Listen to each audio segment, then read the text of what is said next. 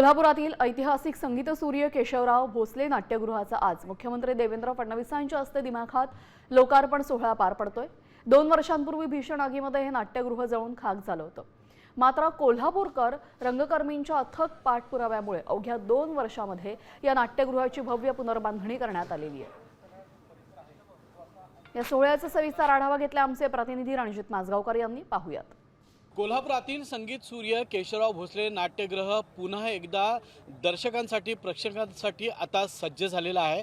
आज राज्याचे मुख्यमंत्री देवेंद्र फडणवीस यांच्या हस्ते संगीत सूर्य केशवराव भोसले नाट्यगृहाचा लोकार्पण सोहळा आज दुपारी संपन्न होत आहे।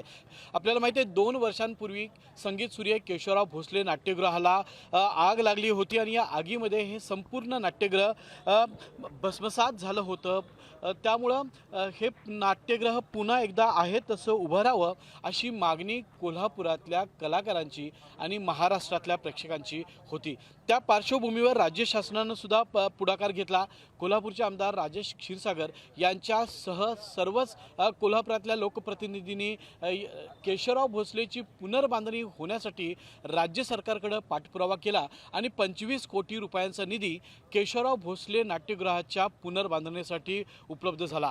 त्याच पार्श्वभूमीवर गेली 2 वर्ष सतत या नाट्यगृहाचं काम करण्यात आलेलं आहे आणि पुन्हा एकदा केशवराव भोसले हे प्रेक्षकांसाठी सज्ज झालेलं आहे। कॅमेरामॅन सचिन सावंत सोबत मी रणजित माजगावकर, साम टीव्ही कोल्हापूर। साम टीव्ही मी नेहमी पाहतो, त्यावर दाखवलेल्या बातम्या रिलेट करतात।